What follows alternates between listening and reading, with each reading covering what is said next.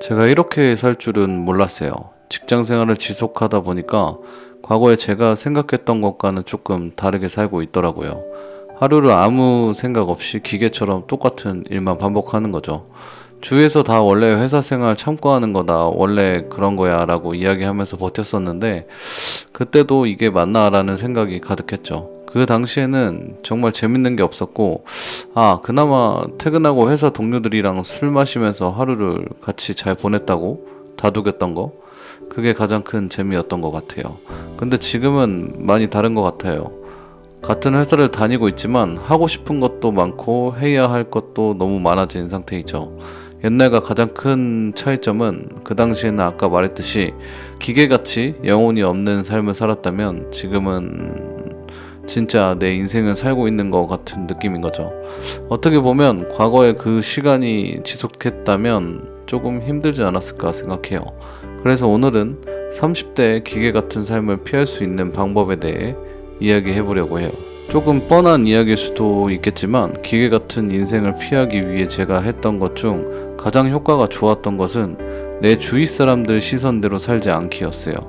대한민국 국민이라면 대부분의 사람들이 수능이라는 시험을 치고 대학교에 들어가서 취업 준비를 하고 직장에 들어온단 말이죠.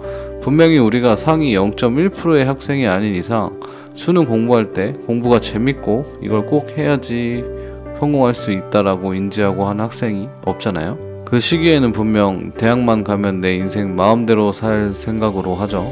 근데 막상 대학 가도 내가 살고 싶은 대로 사는 게 아니라 내 주위에 있는 사람들이 사는 대로 살아가게 되죠.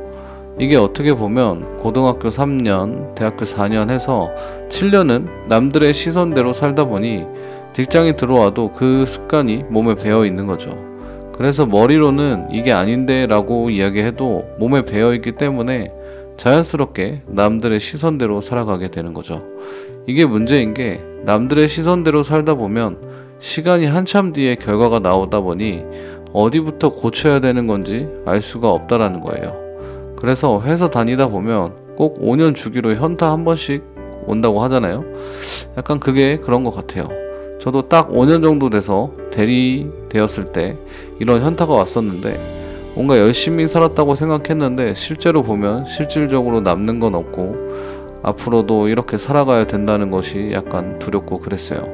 그래서 그때 친구랑 프랑스 여행을 갔다 왔었죠. 프랑스에 가니까 거기 있는 사람들은 똑같은 옷을 입은 사람이 없더라고요. 각자 자기가 입고 싶은 옷을 입는데 그게 너무 멋있고 진짜 자기 인생을 사는 느낌을 받았었어요.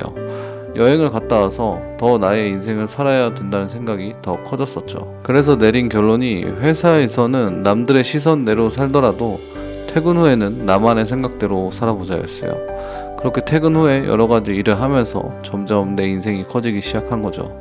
그러다 보니 퇴근 후에 만나는 사람들의 종류도 다양해지면서 그 사람들한테 영향을 받으면서 더 하고 싶은 게 많아지고 더 목표도 많아지게 되는 거죠. 이것도 약간 뻔할 수 있는데, 기계 같은 인생을 피하기 위해 제가 했던 두 번째는 솔직히 앞부분이랑 약간 연결이 되는 건데, 다양한 일에 도전했던 거였어요. 우리가 회사 생활하면서 현타가 오는 이유 중 하나가 갈수록 성장이 더뎌지기 때문인데, 어떤 일이든 가장 큰 성장을 하는 시기는 일을 배우는 극 초반이고, 시간이 갈수록 그 성장성의 기울기가 굉장히 평평해지죠. 그래서 퇴근 후에 새로운 일에 도전하게 되면 쉽게 성장성을 얻을 수 있으면서 새로운 세계에 대해 경험하면서 견문도 넓혀지고 회사 생활도 조금 다르게 보이게 되는 거죠. 그리고 이 도전은 나에 대해 더 잘 알게 되는 기회라고 생각해요.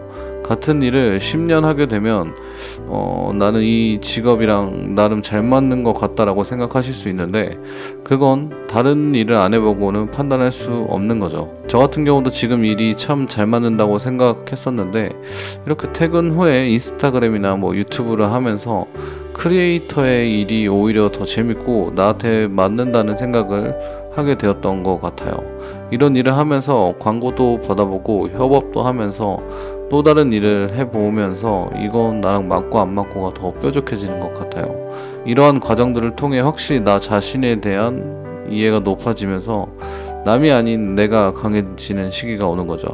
그럼 어떤 선택의 기로에 섰을 때 남들이 어떻게 했는지 물어보는 게 아니라 내 스스로가 판단하고 선택하는 인생을 살게 된다고 생각합니다. 오늘은 여기까지고요. 영상 봐주셔서 감사합니다. 좋은 하루 되세요.